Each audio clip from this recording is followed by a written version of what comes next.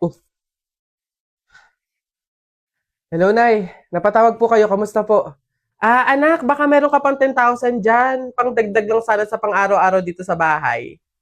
Nay, di ba po kakapadala ko pa lang ng 15,000 nung nakaraang linggo?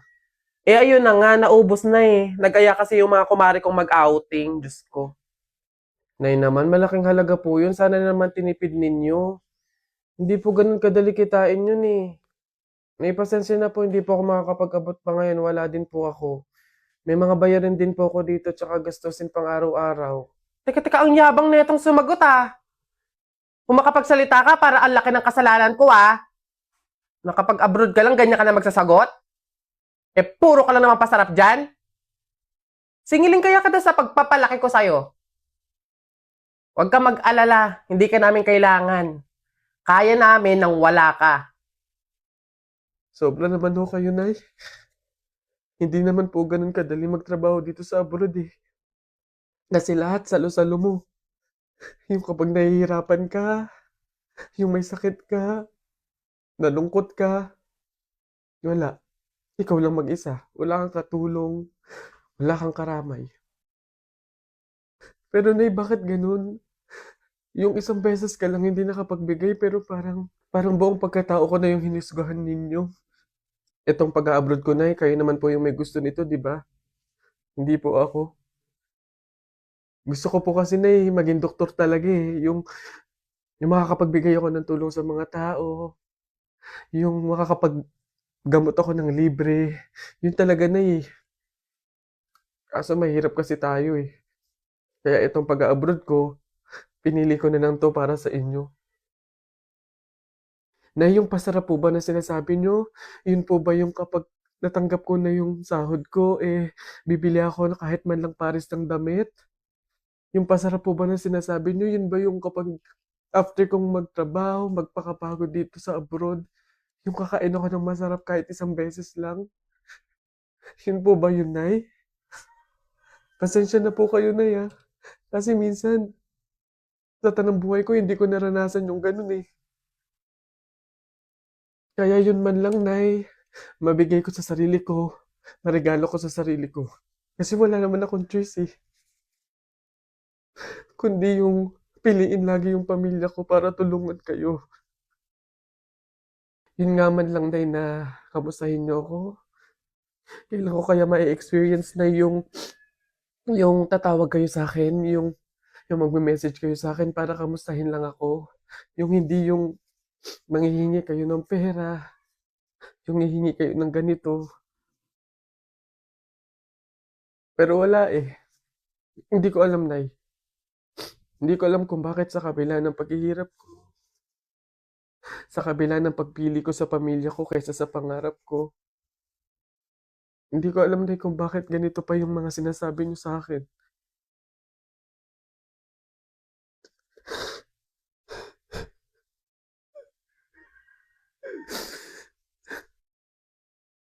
Uy, Tep-Tep, Tikyo, meron akong magic trick sa inyo.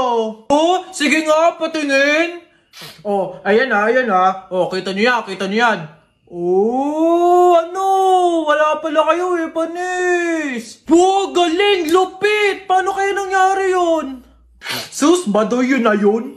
Oy, Buboy! Panis ka lang, Buboy eh. Wala kang alam na magic tricks. Kaya nyo to.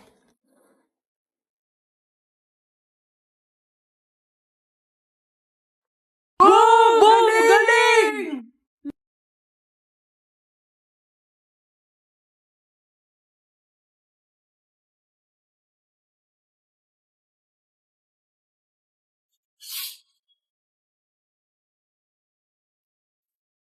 Oh,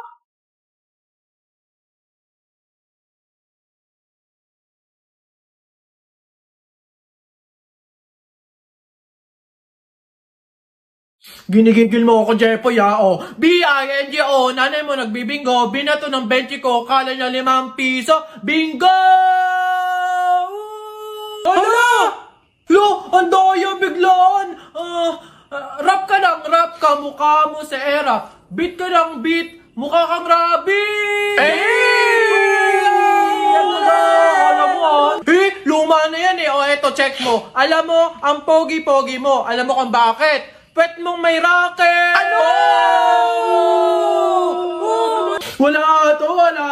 Eto, flip-top ka ng flip-top. Wala ka naman laptop. O eto, piso. Pambili mo ng lollipop!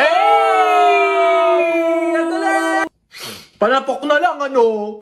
Tara, pikunin ka pala eh. Oh, Jepoy, hawakan mo nga sa tenga. Ano? Dali eh. Oh, aray! Ano ha? Kala mo dyan, nasubukan ng itatay. Ayan. Beb, tara, pasok ka. Beb, pagpasensyahan mo na yung bahay namin, maliit tsaka makalat. Beb, ano ka ba? Ako na nga itong naki-overnight to. Aarte pa ba ako? O siya, dyan ka muna ha. Aayusin ko muna yung higaan natin. Nay, gutom na nga po ako. Anak, wala pa nga ang tatay mo. Hindi naman nakatanggap ng labada si nanay, kaya wala pang pang-budget ngayon. Konting tiis lang muna, anak, ha? Hello? May tinapay ako dito, oh. Gusto mo? Sa'yo na lang. Masarap yan. Salamat, ate.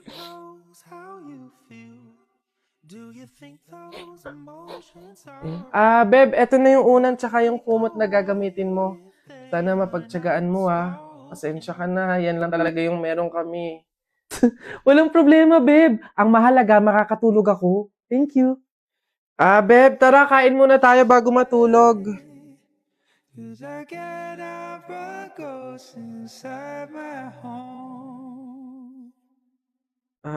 Beb, pasensya ka na, ha.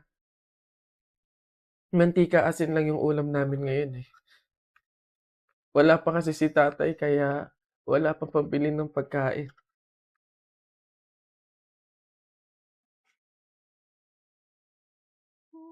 Sobra akong nahihiya sa'yo, Beb. Beb, ano ka ba? Magkaibigan tayo, oh. Hindi para i-judge kita. Mahirap naman talaga yung buhay. Minsan nasa baba tayo, to the point na talagang walang-wala na. Pero ang mahalaga, hindi yun palagi. Dadating din talaga yung panahon na nasagana tayo. Kaya na tayo?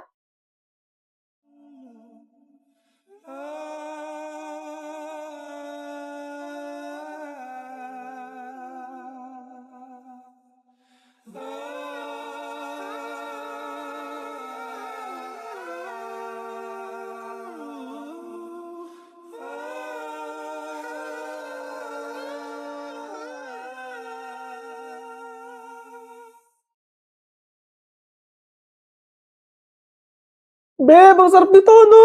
True, pati yung price ko.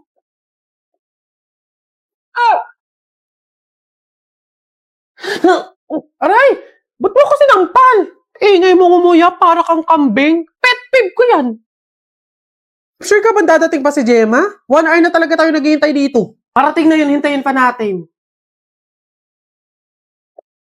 Hoy! Ano? Itigil mo nga yung legs mo para ka natatain na naiihi na inaatake na hindi mo maintindihan. Pet peeve ko din yan eh. Oo, tapos ano pa sinabi sa'yo? Magkita daw kami sa Talipapa ng 4 p.m.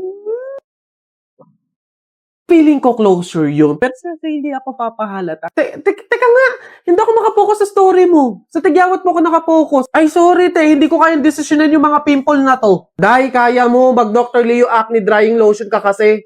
24 hours lang liliit magda-dry out at hindi nakapansin-pansin yung mga pimples mo. Hindi lang yan, makakatulong din to para sa mga future breakouts mo. O ito pa, it also works on stubborn acne marks to improve skin quality. Totoo pala talaga.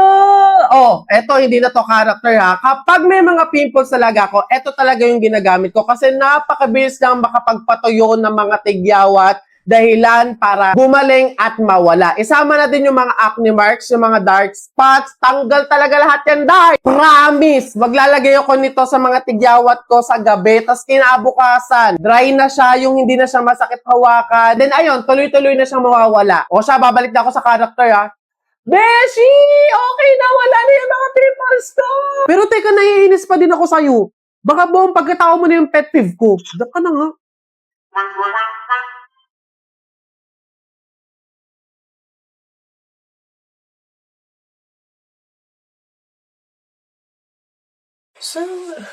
Oh, Uy anak! Ano yung ginagawa mo? Bakit ka dyan kumakain sa dilim ha? Alam mo, bawal yan pamahiin yan. Hindi ka daw pwedeng kumain ng pagkain sa dilim. Mabubulag ka daw.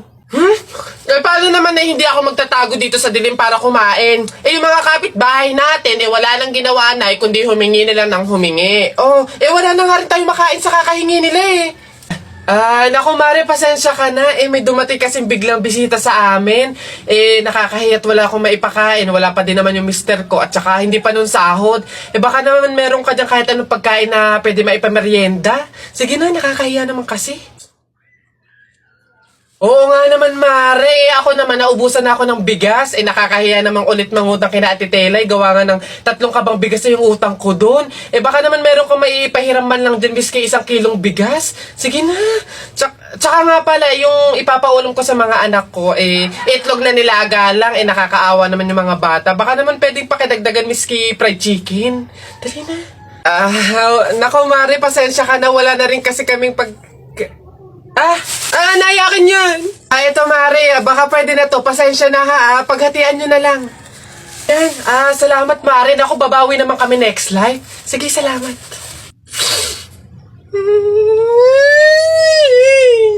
Pre, di ba sabi mo matapang ka? Oo, bakit? Ano? Pindutin mo nga yung fire alarm. Ako? Pipindutin yan? Dali! Ano, hindi mo kaya? Takot ka Bakala ka pala Walang kabilib-bilib to sa akin. Ako matatakot. Fire alarm.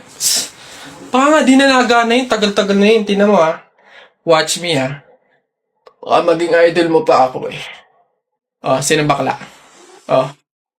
Gagi. Aray, tumunog. Takbo! Aray, sira ulo tumunog. Takbo! Okay. Huminahon po ang lahat.